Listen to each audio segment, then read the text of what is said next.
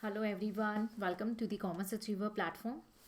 आज इस सेशन से जो हम क्वेश्चन पेपर सॉल्व करने जा रहे हैं वो प्रीवियस ईयर का क्वेश्चन पेपर ईयर 2019 का optional paper 2।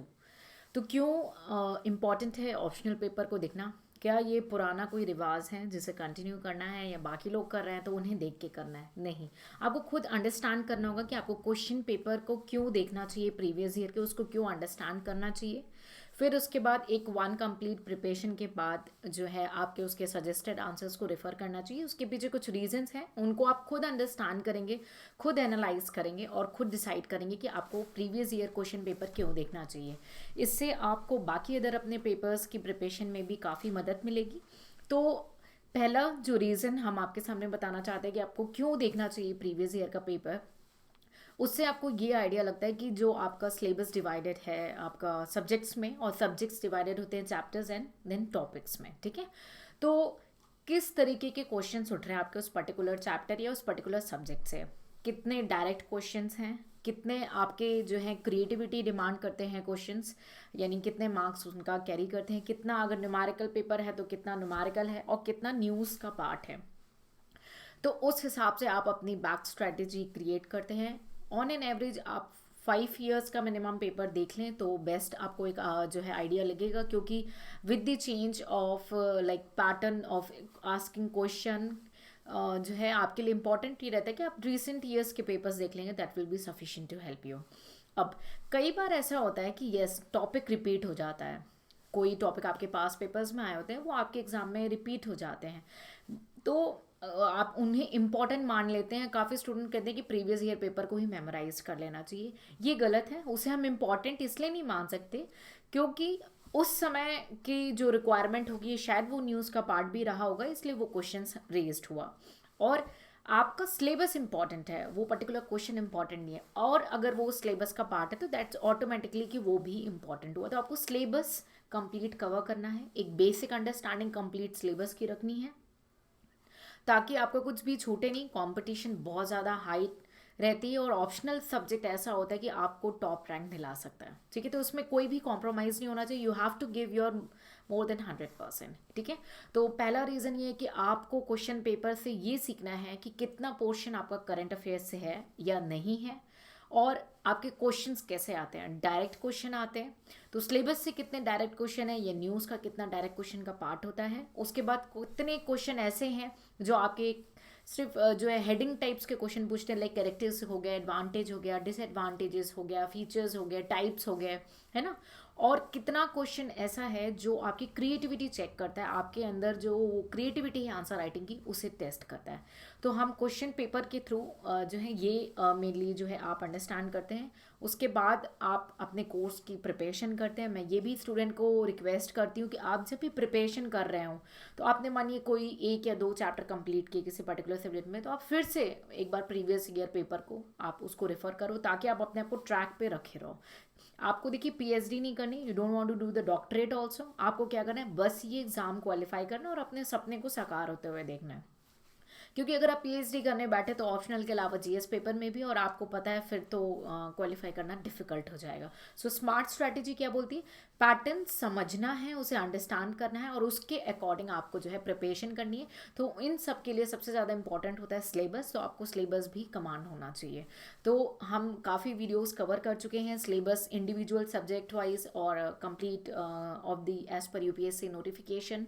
Previous year paper भी हमने स्टार्ट किया है। आप लोग का एक्टिव पार्टिसिपेशन और एक्टिव इन्वॉल्वमेंट और इंतुजियाज्म हमें दिखेगा, तो हम इस जो सेशन को है कंटिन्यू करेंगे। और होपफुली जैसे अभी जो सॉल्यूशंस हैं, जैसे प्रीवियस ईयर के पेपर्स हैं, उनके जो टॉपिक्स हैं वो हमारे गाइडेंस प्रोग्राम का पार्ट है, वो अभी सेपरेट कंपाइल अप नहीं हुए हैं। तो आपके पार्टिसिपेशन के हिसाब से हम ये भी डिसाइड करेंगे कि हम उसको जो है सेपरेटली कंपाइल करें, क्योंकि कुछ स्टूडेंट हैं जिनको सिर्फ प्रीवियस ईयर पेपर के एनालिसिस को रेफर करना है, तो हम उनको भी लेकर आए। But it's all depend with your active involvement and active participation. So you have to participate and show your enthusiasm कि एक्चुअली में यू नीड दैट, ठीक है। तो मैं आपको कनेक्ट करती हूँ स्क्रीन से, और मैं आपको ले चलूँगी हमारे previous year 2019 commerce optional paper number 2 को हम समझने की कोशिश करेंगे कि कैसा जो है आपका पेपर आता है, ठीक है। तो ये है स्क्रीन आपके सामने, ठीक है। तो हम कॉमर्स अचीवर की वेबसाइट पे आ गए। ओके, 1 सेकेंड, हम कोर्सेज पे जाएंगे, ठीक है। कोर्सेज में हम यूपीएससी कॉमर्स ऑप्शनल के कोर्स को देख रहे हैं और उसमें जो है पास पेपर्स को देखेंगे। पास पेपर में हम पहले देख रहे हैं 2019 का, तो हम 2019 का पेपर देखेंगे। तो हमने 2019 के पेपर पे क्लिक कर लिया है, ठीक है। तो ये आपके सामने 2019 का पेपर अपीयर है। पेपर 1 ऑलरेडी डिस्कस कर चुके हैं, अब हम डिस्कस करेंगे पेपर 2 को, ठीक है। तो ये जो कॉमर्स ऑप्शनल का पेपर नंबर 2 है, ये जो आपका क्वेश्चन पेपर इंस्ट्रक्शन है, इसको हम सेपरेटली कवर करेंगे ताकि आप इस पे भी टाइम ना वेस्ट करो और इसको कैसे टैकल करना है वो देख लो। बट स्टिल मैं सजेस्ट करती हूँ स्टूडेंट को कि एग्जाम हॉल में आप लेके जाओ, क्योंकि यूपीएससी सरप्राइजेस बहुत ज़्यादा लेकर आता है, तो इंस्ट्रक्शन आप अपडेटेड रहेंगे, ठीक है। तो क्वेश्चन नंबर 1A को हम देखते हैं। पहले सबसे पहले क्वेश्चन इन्होंने पूछा है कि explain the following in about 150 words each, यानी हर एक को 150 शब्दों में यानी 150 वर्ड्स में एक्सप्लेन करना है और 10 मार्क्स का क्वेश्चन है आपका। पहला क्वेश्चन है आपका गोल सक्सेशन का। गोल सक्सेशन जो है आपका, जो सेक्शन ए होता है वो organisation theory and organisation behaviour से रिलेटेड होता है और ये आपका सिलेबस का पार्ट है और डायरेक्ट क्वेश्चन पूछ लिया इन्होंने कि गोल सक्सेशन होता क्या है। तो ये डायरेक्ट क्वेश्चन है और आपके सिलेबस का पार्ट है। दूसरा जो क्वेश्चन है वो है span of management. Span of management भी आपको बहुत ही डिटेल में मैंने समझाया हुआ है, अगर जिन स्टूडेंट ने क्लासेस को रेफर किया है। ये भी आपका डायरेक्ट क्वेश्चन है और एग्जैक्ट सिलेबस में मेंशन है ये वर्ड, और ये आपकी सिलेबस का पार्ट है, ये कोर्स का पार्ट है और डायरेक्ट क्वेश्चन है। मतलब अभी तक हमने जो दोनों क्वेश्चन देखे ये दोनों आपके सिलेबस के पार्ट है और डायरेक्ट क्वेश्चन है। मैनेजरियल ग्रिड, यस, ये भी आपका जो है डायरेक्ट क्वेश्चन है और ये आपके सिलेबस का पार्ट है। क्वालिटी सर्कल, ये तो ब्रॉड हेडिंग है आपके सिलेबस की और डायरेक्ट क्वेश्चन है। And the E point is perceptual selectivity, ये भी आपका डायरेक्ट क्वेश्चन है। कई बार क्या है ना, आपके जो कुछ टाइप्स आते हैं या कुछ किसी के टाइप्स के अंदर भी सब हेडिंग्स होती हैं, तो वो भी इंपॉर्टेंट है कि आप उसको सेपरेटली समझ के रखो।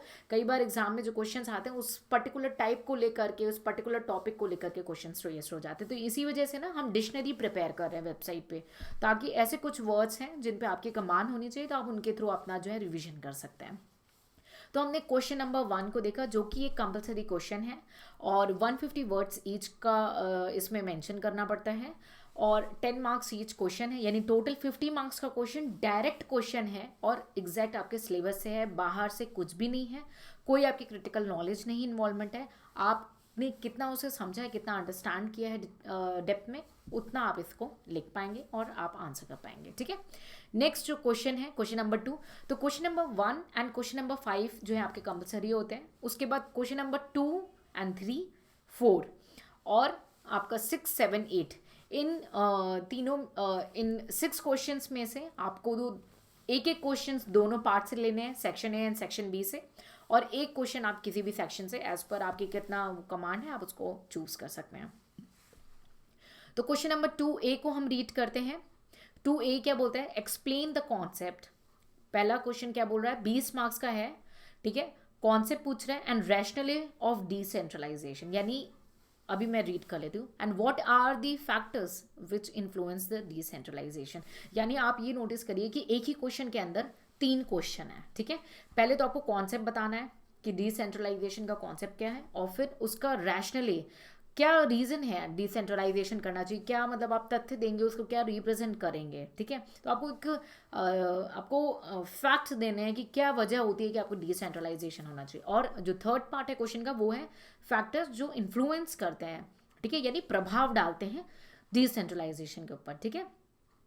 तो 3 पार्ट हो गए एक ही क्वेश्चन में और 20 मार्क्स का क्वेश्चन है, आप डेफिनेटली इसको करते हैं। डायरेक्ट क्वेश्चन है, एक तरीके से आप देखें ये बिल्कुल ही डायरेक्ट क्वेश्चन है।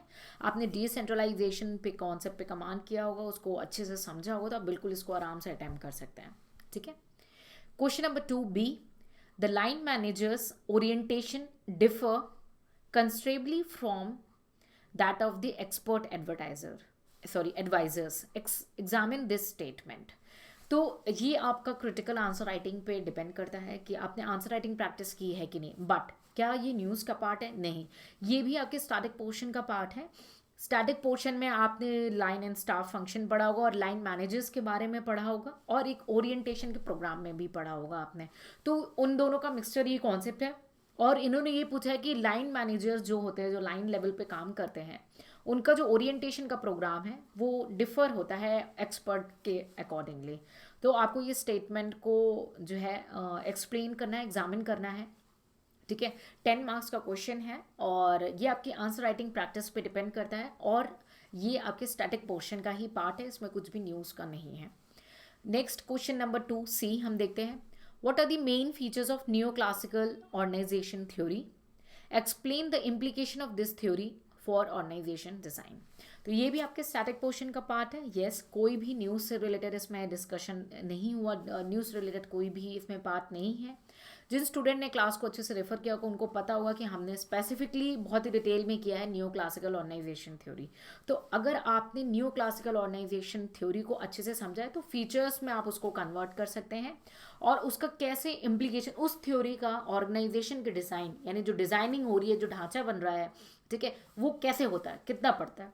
ठीक है, तो वो जो थ्योरी थी न्यू क्लासिकल टाइम की, उसका इम्पैक्ट कैसे पड़ता है आपके ऑर्गेनाइजेशनल डिज़ाइन पे। तो बिल्कुल स्टैटिक क्वेश्चन है, बट ये आंसर राइटिंग प्रैक्टिस डिमांड कर रहा है। क्यों? क्योंकि आपने दो कॉन्सेप्ट समझे, एक न्यू क्लासिकल ऑर्गेनाइजेशन थ्योरी और एक ऑर्गेनाइजेशनल डिज़ाइन। जब ये दोनों की मीनिंग आपको पता होगी, इनका कॉन्सेप्ट आपको क्लियर होगा, तो आप बहुत ही अच्छे तरीके से जो है इसको एक्सप्लेन कर पाएंगे। तो ये स्टैटिक क्वेश्चन है और आपका इसका न्यूज़ से कोई रिलेशन नहीं है। तो अभी तक हमने सो फार देखा क्वेश्चन नंबर 1 जिसमें ABCDE पार्ट्स थे जो कि कंपलसरी था, एंड क्वेश्चन नंबर 2 जिसमें A, B and C part थे। इसमें अब तक हमने न्यूज़ का एक भी क्वेश्चन नहीं देखा है, सब आपका बेसिक कोर्स का पार्ट है, बेसिक स्टैटिक पोर्शन का पार्ट है। यानी कि अगर आपने स्टैटिक पोर्शन कर लिया अच्छे से, ठीक है, और आपने उसको आंसर राइटिंग प्रैक्टिस की, तो आप क्वेश्चन नंबर 1 एंड 2 तो बिल्कुल आराम से कर सकते हो। नेक्स्ट चलते हैं क्वेश्चन नंबर 3 की ओर। पढ़ते हैं question number 3A। There is a need for integrating individual and organizational goals for effective performance. Explain this statement. बिल्कुल स्टैटिक क्वेश्चन है, बिल्कुल स्टैटिक है, बट ये आपकी आंसर राइटिंग प्रैक्टिस डिमांड करता है। क्या बोलता है कि इनके अकॉर्डिंग जो है इंडिविजुअल गोल और ऑर्गेनाइजेशन जो गोल हैं उनको इंटीग्रेट करना चाहिए, इकट्ठा करना चाहिए। ये ज़रूरत है अगर एक ऑर्गेनाइजेशन को इफेक्टिव परफॉर्मेंस देखनी है। तो आपको ये एक्सप्लेन करना होगा statement.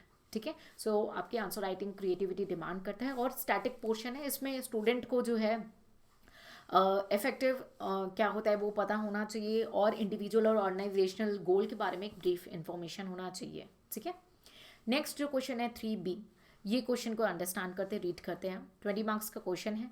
With a view to taking advantage of personality characteristics of organisational member, it is desirable to measure their personality. फिर से रीड करूंगी मैं।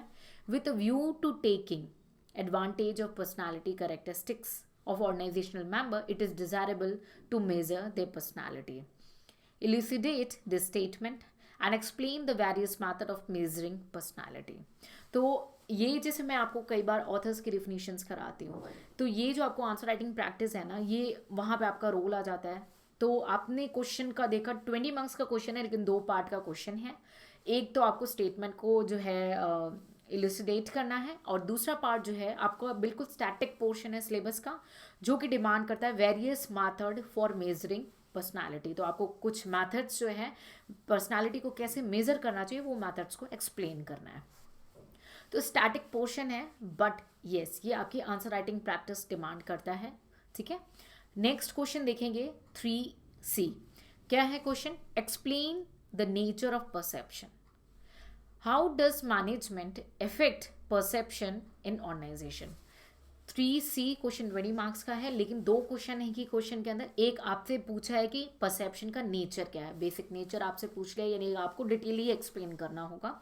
और जो दूसरा पार्ट पूछा है कि मैनेजमेंट कैसे जो है ऑर्गेनाइजेशन के परसेप्शन पे इम्पैक्ट करती है, उसको अफेक्ट करती है। ठीक है, तो जो एक तरीके से हम देखें ये डायरेक्ट क्वेश्चन है, लेकिन जो आप second part of the question देखेंगे कि how does management affect perception in the organisation, ये आपके आंसर राइटिंग प्रैक्टिस पे इन्वॉल्व होता है। सो आपने देखा क्वेश्चन नंबर 1, 2 एंड 3। ठीक है, अब आपको 3 ही क्वेश्चन करने हैं मैक्सिमम केस में। ठीक है। तो आपने देखा कि ये तीनों क्वेश्चन अभी तक स्टैटिक कोर्स का पार्ट है, और आपकी आंसर राइटिंग कितनी अच्छी है, कितने क्रिएटिव हैं आप आंसर राइटिंग पे, उस पर निर्भर करता है। ठीक है, तो नेक्स्ट हम बढ़ते हैं क्वेश्चन नंबर 4 पे। 4A जो है हमारा क्वेश्चन, उसको देखते हैं। Organisational change has to be managed on technological, social and economic dimension. Elaborate this statement. What precautions should be taken in a democratic setup to make a change acceptable to the personal? Question दो part में divided है, और ये question जो है author की definition जो मैं एक्सप्लेन करती हूँ उसके एक लाइन पे बेस्ड है, और आपकी क्रिएटिविटी डिमांड करता है, आपके आंसर राइटिंग क्रिएटिविटी। अगर आपने भाई बहुत सारे ऑथर्स की डिफिनीशन है, इतने सारे रिसर्चर्स आ रहे हैं, थ्योरिस्ट आ रही है, आप सबकी डिफिनीशंस नहीं कर सकते हो प्रैक्टिकली। तो स्मार्ट स्टडी क्या है कि आपने हमेशा ही कोशिश करने की कम से कम 2 या 3 जो है डिफिनीशंस को अंडरस्टैंड करने की, और उसको जो है ट्विस्ट टर्न करने की, समझने की कोशिश करनी चाहिए। इससे बेनिफिट क्या होता है कि ऐसे अगर जो स्टेटमेंट वाइज क्वेश्चन आते हैं तो आपकी क्रिटिकल थिंकिंग इंप्रूव होती है, और उसको आप अप्लाई करेंगे आंसर राइटिंग प्रैक्टिस पे। तो जो first part of the question है वो आपसे स्टेटमेंट के बारे में पूछ रहा है, और सेकेंड पार्ट आपसे बोल रहा है कि आप क्या प्रिकॉशंस लेंगे अगर जो ये technological, social and economic dimensions को हम कवर करें। तो ये कंप्लीटली आपका आंसर राइटिंग स्किल डिमांड कर रहा है एक तरीके से क्वेश्चन। और देखा जाए तो ऑर्गेनाइजेशनल चेंज तो जो आपका चैप्टर है स्पेसिफिकली सिलेबस का पार्ट है उससे रिलेटेड है, बट ये हाईली डायनेमिक टॉपिक हुआ, और आपकी प्योरली क्रिएटिविटी चेक कर रहा है कि आप कितने क्रिएटिव हो विद योर आंसर राइटिंग। ठीक है, क्वेश्चन 4B देखेंगे हम। 4B क्या है? What do you understand by role conflict? What are its causes? Discuss the method to overcome the role conflict. बिल्कुल ही डायरेक्ट क्वेश्चन है और आपके कोर्स का पार्ट है कि आप रोल कॉन्फ्लिक्ट क्या समझते हैं, पहला पार्ट। सेकेंड पार्ट उसके कॉजेज क्या हैं, और थर्ड पार्ट कौन से आपको मेथड यूज़ करने हैं टू ओवरकम रोल कॉन्फ्लिक्ट। तो अगर आपने स्टैटिक पोर्शन अच्छे से किया है तो आप बिल्कुल आराम से ये टॉपिक को कवर कर सकते हो, क्योंकि रोल जो कॉन्फ्लिक्ट है ये तो अगर आपने लेक्चर्स को भी एक बार भी अच्छे से सुना है तो यू विल जस्ट आप लिख सकते हो आराम से। नेक्स्ट क्वेश्चन नंबर 4C को देखते हैं। Transactional analysis is a method of analyzing. Transactional analysis is a method of analyzing and understanding. दोनों चीज़ के लिए बोल दिया, ये analyzing and understanding interpersonal behavior. Interpersonal behavior. Examine the statement. Completely your answer writing creativity मांग रहा है, but इसमें आपको बेसिक कॉन्सेप्ट होना चाहिए कि ट्रांजैक्शनल एनालिसिस होता क्या है। ठीक, तभी आप लिख सकेंगे, और दूसरा आपको पता होना चाहिए ये इंटरपर्सनल बिहेवियर क्या है। ठीक है, तो अगर आपको ये दोनों वर्ड्स की मीनिंग क्लियर होंगी तो आप आराम से इस आंसर को लिख सकते हो। सो बेस्ट पार्ट क्या होता है कि इसीलिए हम ये जो डिक्शनरी क्रिएट कर रहे हैं, क्योंकि हमारे जो क्वालिफायर्स हैं वो ये रिव्यू देते हैं कि मैम जो एग्ज़ाम का टाइम होता है बहुत ही प्रेशर टाइम होता है, एंड रिवीजन में कई बार उन्हें इश्यूज फेस करने पड़ते हैं, प्रेशर बढ़ता चला जाता है। सो इन दैट केस वो डिक्शनरी जो सपोर्ट है कि आपका कोई टॉपिक छूटता तो नहीं है, आप उसके थ्रू अपना कंप्लीट जो है रिवीजन कर लेंगे। हम पूरी कोशिश करें कि हम और इजी वे में आपको प्रोवाइड कर लें, ताकि जो ऑप्शनल पेपर है ना आपका इतना स्ट्रांग हो जाए कि आपको किसी भी और डायरेक्शन में जाके अपना समय बर्बाद करने की ज़रूरत ना हो। तो हमने देखा क्वेश्चन नंबर 1, 2, 3 एंड 4। अब आप मेरी एनालिसिस पे नहीं जाए, आप खुद देखें कि कितना पोर्शन आपका डायरेक्ट जो कोर्स है उसका पार्ट है, कितना पोर्शन आपकी आंसर राइटिंग प्रैक्टिस डिमांड करता है, और कितना पोर्शन न्यूज़ का है। ठीक है, अब अगर आप एनालिसिस को देखेंगे तो न्यूज़ का एक भी पार्ट नहीं देखा हमने क्वेश्चन नंबर 1 to 4 में। Total static and answer writing practice demand करता है, तो अननेसेसरी आप जो पेन लेते हैं और कहते हैं कि इतना न्यूज़ कहाँ से करी, don't take that kind of pain है। मैं न्यूज़ के लिए कई बार आपको बता चुकी हूँ, बिल्कुल वरीड नहीं होना। न्यूज़ सारे स्टूडेंट को एक्सेसिबल होता है, और हम जो है मंथ में 1 or 2 जो है उसको पब्लिश करते हैं। आप उसको आराम से रेफ़र करें, उतना सफिशेंट होगा। ठीक है, नेक्स्ट जो पार्ट है हम बी पार्ट है, सेक्शन बी। तो सेक्शन बी जो हमें ऑप्शनल पेपर में देखने को मिलता है पेपर 2 में, वो है human resource management, that is HRM and IR industrial relations. ठीक है, तो इसको देखते हैं कितना न्यूज़ है, कितना स्टैटिक और कितना आंसर राइटिंग। तो OTOB में 2 रिलेशन दिख रहे हैं हमें, हमारा जो है answer writing practice and state away आपका जो है स्टैटिक कोर्स। ठीक है, तो question number 5A compulsory question है, क्वेश्चन नंबर 5। ठीक है, और 150 वर्ड्स ईच आपको लिखना है और 10 मार्क्स का क्वेश्चन है। पहला जो है वो है जॉब स्पेसिफिकेशन, आपका सिलेबस का ब्रॉड हेड ही है वो, तो डायरेक्ट क्वेश्चन है, सिलेबस का पार्ट है। सेकेंड क्वेश्चन 1.5b आपका ह्यूमन रिसोर्स प्लानिंग क्या होता है, बिल्कुल स्ट्रेट अवे क्वेश्चन है। और मैं स्टूडेंट से बोलूँगी कई ऐसे टॉपिक होते हैं जो बहुत ही ले होते हैं और आप उसमें ले लैंग्वेज लिख लेते हैं। तो जब आप प्रिपरेशन कर रहे हैं ना, आई रिक्वेस्ट यू, आप जो भी बुक्स या मटेरियल रेफ़र कर रहे हैं, चाहे हमारे मटेरियल हो या किसी ऑथर्स के मटेरियल हो, कहीं के भी मटेरियल हो, कॉन्सेप्ट्स को अंडरस्टैंड करें और अच्छी वोकेबलरी कलेक्ट करें, ले लैंग्वेज में नहीं लिखना अगर आपको एक्चुअली में क्वालिफाई करना है, ठीक है। क्योंकि बहुत सारी बात क्या होता है ना, बैठेंगे एग्जाम में और देखेंगे वाला हिसाब है तो नहीं बोल सकती मैं, लेकिन आपने जिद ठान के रखी कि मेरे को बैठना और क्वालिफाई करने वाला हिसाब है, तो मैं आपको हमेशा से यही सजेस्ट करूँगी, कॉन्सेप्ट को पहले समझेंगे, ठीक है। अगर आप हमारे वीडियोस भी देखते हैं, कुछ वीडियोस सबको अवेलेबल हैं, कुछ रजिस्टर्ड स्टूडेंट्स को अवेलेबल है, कॉन्सेप्ट्स को पहले समझेंगे, वीडियो के थ्रू विद इन 24 आवर्स में रिवीजन करेंगे, एंड देन उसके बाद उसको जब भी मौका मिलेगा उसको 2-3 बार रीड करेंगे। सॉफ्ट कॉपी में तो मोर प्रेफरेबल, क्योंकि आपकी क्या है ना, आईज आजकल गैजेट बहुत ज़्यादा एक्टिव हो गए ना आप लोग, तो उससे आपकी रीडिंग बहुत ज़्यादा जो है फास्ट हो जाती है, तो वो कैबलरी आप कलेक्ट कर पाएंगे। और आंसर राइटिंग प्रैक्टिस क्या करनी है, वो हाथ से करनी है, बिकॉज एग्जाम हॉल में क्या है, हाथ से लिखोगे, ठीक है। तो ये स्मार्ट स्ट्रेटेजी है, ठीक है। तो human resource planning direct question है, आपका सिलेबस का पार्ट है। Question number 5C trade union rivalry, ये भी आपका सिलेबस का पार्ट है और डायरेक्ट क्वेश्चन है आपका IR का। Next 5D exit policy, exit policy उस समय न्यूज़ में भी था और ये भी जो है डायरेक्ट क्वेश्चन है और आपके सिलेबस का पार्ट है। 5E wages versus productivity, direct question का पार्ट है, प्लस ये आपकी क्रिएटिव थिंकिंग भी देखेगा कि आप क्या समझते हो वेजेस का प्रोडक्टिविटी से क्या लिंकेज है। तो अगर हम कंपलसरी क्वेश्चन नंबर 5 देखें तो कंप्लीटली डायरेक्ट क्वेश्चन है और स्ट्रेट अवे क्वेश्चंस हैं। तो आपने क्वेश्चन नंबर 1 और क्वेश्चन नंबर 5 ये जो कंपलसरी क्वेश्चन यानी 100 मार्क्स का जो क्वेश्चन है वो स्ट्रेट अवे आपका सिलेबस का पार्ट है और डायरेक्ट क्वेश्चन है for as per the year 2019, ठीक है। तो नेक्स्ट हम क्वेश्चन देखते हैं, question number 6, explain the concept of management by exception, what are its limitation and suggest measure to overcome them। तो ये जो क्वेश्चन है 6A हमारा, ये क्वेश्चन 3 पार्ट में डिवाइडेड है, 10 मार्क्स का क्वेश्चन है बट 3 पार्ट में ये हमारा क्वेश्चन डिवाइडेड है 6A। और पहला जो पार्ट है वो पूछ रहा है आपसे मैनेजमेंट बाय एक्सेप्शन का मीनिंग आप क्या समझते हैं, और दूसरा पार्ट है उसकी लिमिटेशंस, और तीसरा पार्ट है मेजर्स टू ओवरकम दैट। तो अगर आपने सिर्फ अपना जो प्रिपरेशन लेवल पे केवल मैनेजमेंट बाय एक्सेप्शन को ही समझ के रखा होगा तो आप इसको लिख लोगे, ठीक है। So the most important it's ये स्टैटिक पोर्शन का पार्ट है and it involves your little bit of answer writing practice, ठीक है। 6B की ओर बढ़ते हैं, 20 मार्क्स का क्वेश्चन है। The fundamental aim of industrial relation is to maintain sound relation between employees and employers, elucidate and what are the various approaches to the industrial relations, ठीक है। IR का क्वेश्चन है और देखिए न्यूज़ का part नहीं है ऐसे, बट IR में मैं सजेस्ट करती हूँ कि जैसे आप GS पेपर 3 की तैयारी कर रहे हैं और आपका इंडस्ट्रियल रिलेशन भी होता है, प्रीलिम्स के पेपर में भी जो है इकोनॉमिक्स का पार्ट होता है आपका, और IR के भी कई टॉपिक आपके इन्वॉल्व होते हैं GS पेपर 3 में ही मेनली, और इंटरनेशनल रिलेशंस के भी कई टॉपिक आपके इंक्लूड हो जाते हैं। तो वो आपको सेपरेटली नहीं कवर करना है, बस उसको अपडेटेड रखना है। आप जो अपना नॉर्मल कोर्स प्रिपेयर कर रहे होंगे उसका अगर यूज़ कर सकते हैं तो करेंगे, नहीं तो कोई भी घबराने की बात नहीं है, ये आपकी बेसिक नॉलेज ही चेक कर रहा है।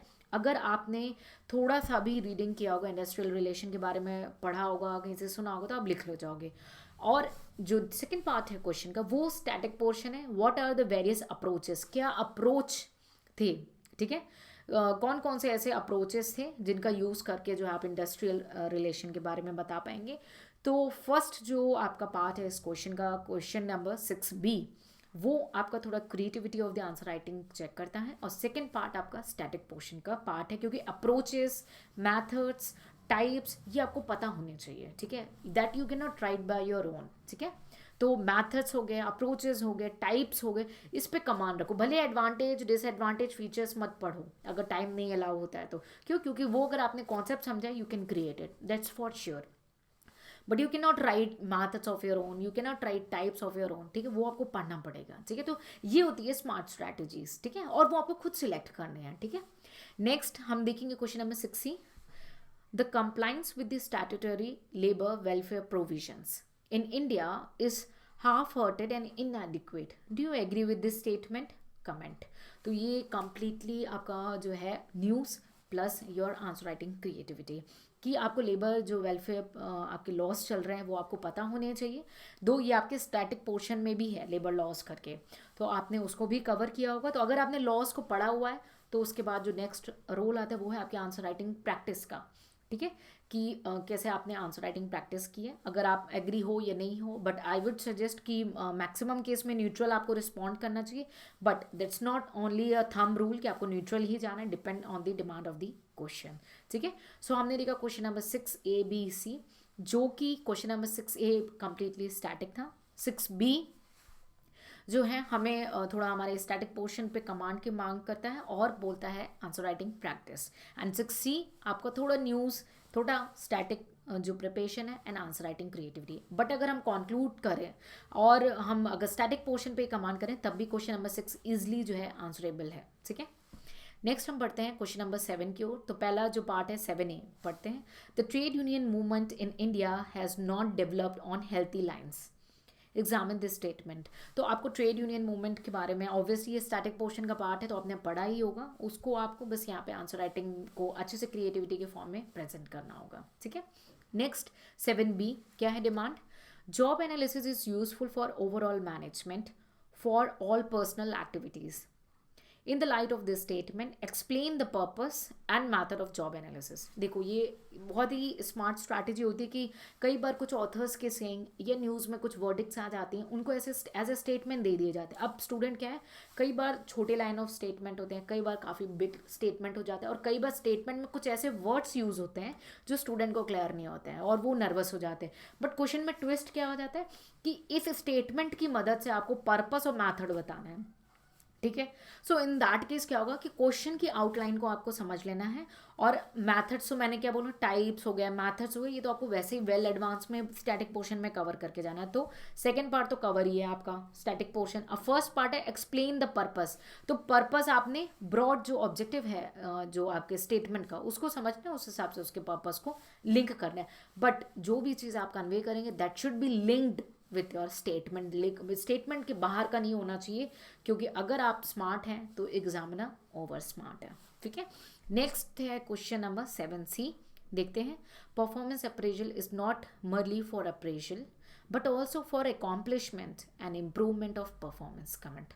तो परफॉर्मेंस अप्रेजल अगर आपने कुछ भी इसके बारे में सुना होगा, कुछ भी समझा होगा, तो बिल्कुल आराम से लिखोगे। कंप्लीटली अगर हम क्वेश्चन नंबर 7 का एनालिसिस करें A, B and C part, तो ये आपका डिमांड करता है as much as possible of answer writing practice and a basic knowledge of your static portion like the trade union movement, job analysis क्या होता है, उसके मैथड्स क्या होते हैं जॉब एनालिसिस के, परफॉर्मेंस अप्रेजल क्या होता है, इसके बारे में आपको आइडिया होगा तो 7 क्वेश्चन आराम से कर सकते हो।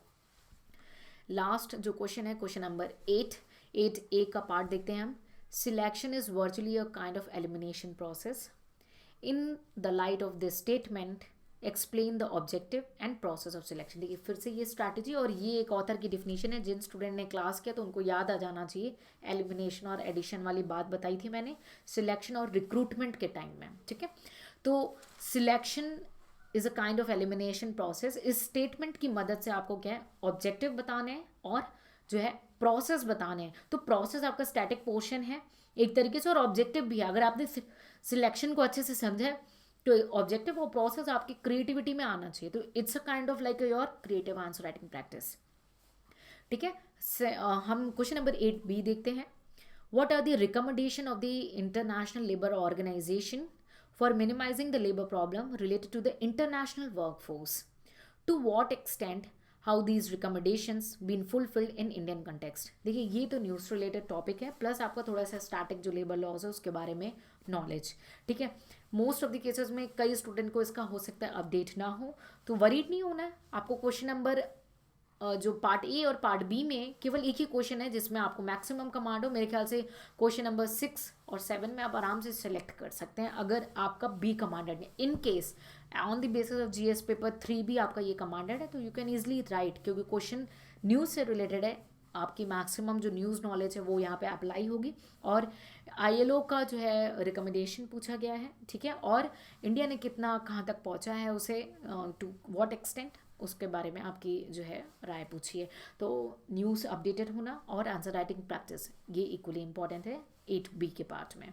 Next and last question is 8C. What are the causes of industrial dispute? Explain the steps taken for preventing and settling industrial dispute in India. Static portion है, industrial dispute के broad syllabus का part है ये industrial dispute, तो बस आपको static preparation है तो आप कर सकते हैं। तो क्वेश्चन 5 आपका कंपल्सरी क्वेश्चन था जो कि कम्प्लीटली स्टैटिक था। Question number 6, 7 static with your answer writing practice, and question number 8 marginal is, अगर हम 50 मार्क्स का क्वेश्चन करें तो हम देखें 20 मार्क्स का आपका थोड़ा सा न्यूज़ इन्वॉल्वमेंट है, एंड बैलेंस पोर्शन इज या आंसर राइटिंग प्रैक्टिस। तो अगर हम कंक्लूड करें हमारे 2019 के पेपर को, कॉमर्स ऑप्शनल पेपर को, तो अगर आप अपनी खुद एनालाइज करो, आपको मैंने रीड करा दिया, एनालिसिस कर लिया, तो व्हाट इट ऑल डिमांड्स, आपकी स्टैटिक सिलेबस 100% होनी चाहिए, 100%। If you want to qualify do it 100%, ठीक है। तो 100% स्टैटिक पोर्शन कंप्लीट होना चाहिए, and do as much as possible of answer writing practice. I request you again, do as much as possible of answer writing practice, ठीक है। News के लिए जितना वरीड होते हो आपने खुद देख लिया कि कितना रिलेवेंसी है और कितना नहीं है। और बेस्ट पार्ट क्या है, question number 1 and 5 are compulsory question जो कि कंप्लीटली स्टैटिक है। उसके बाद आपको 3 क्वेश्चन चूज करने, तो जहाँ पे आपकी जितनी ज़्यादा कमांड होगी वो आप कर सकते हो। तो कमांड, अगर आपने static portion and answer writing maximum कर लिया, यू आर द विनर। और ये मेरे कहने पे नहीं, खुद एनालाइज करो, इसीलिए ये प्रीवियस ईयर पेपर लेकर आए हम, ठीक है। सो अगर आपका ऐसे ही साथ और कोऑपरेशन मिलेगा तो हम टाइम, बिकॉज क्या है ना, मोस्ट ऑफ दी सिनेरियो में ये होता है कि हम कवरेज कराते चले जाते हैं and student have no active involvement about it. और मैं हमेशा से आपको बोलती हूँ there should be a 2-way communication.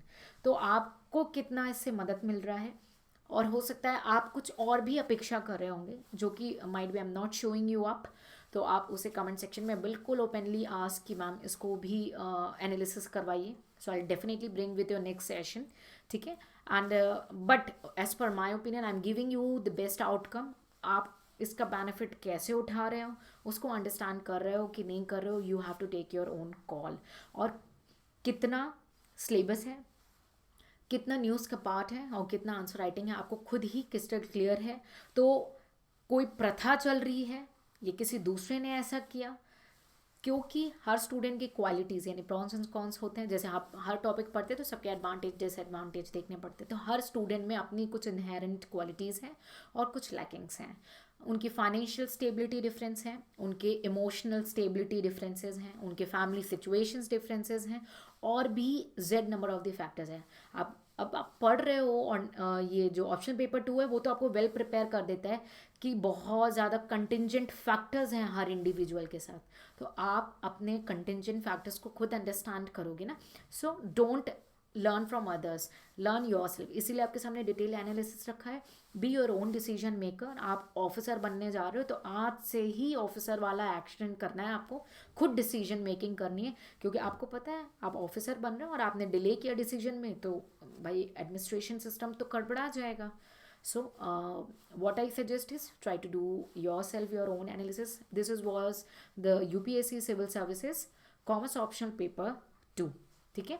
तो ऐसे ही हम कंटिन्यू करेंगे और भी हमारे जो प्रीवियस ईयर के पेपर हैं analysis, and hope to bring with the solutions also, but for that I need your cooperation and active participation. Share with your friends and let us know कि और क्या इंक्लूड करना चाहिए और क्या हम आपको सपोर्ट कर सकते हैं। और न्यूज़ के लिए वरीड नहीं होना है।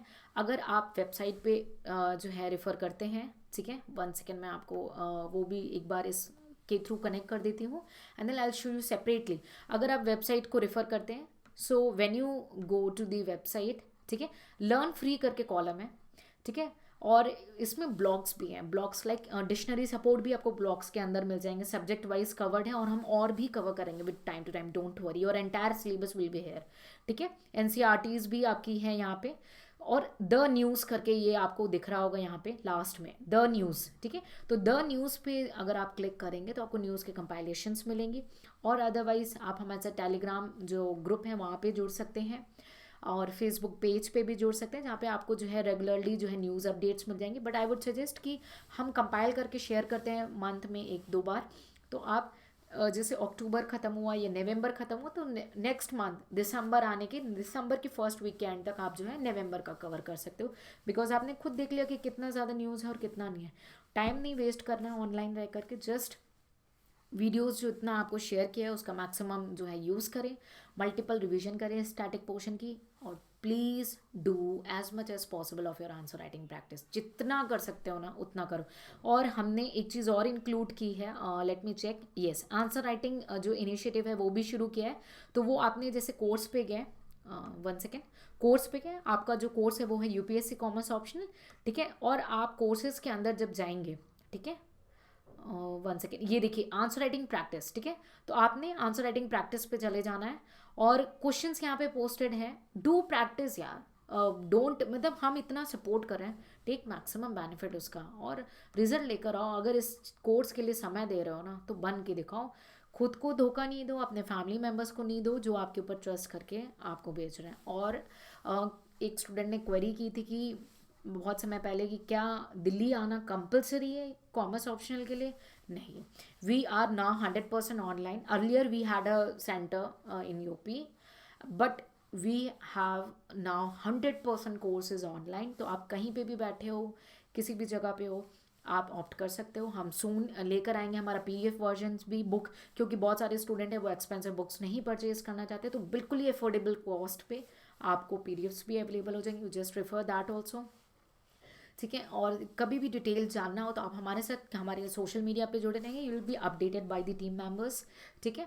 और आप दुनिया के किसी भी कोने पे हो, आप कोर्सेज ऑप्ट कर सकते हो। अगर आप दिल्ली में हो तो आप हमारे ऑफिस आके हमसे मिल सकते हो, इंटरेक्ट कर सकते हो, ठीक है। और हार्ड कॉपीज़ भी बुक्स की अवेलेबल हो जाएंगे, बट दैट विज विथ जो है एडवांस बुकिंग, ठीक है।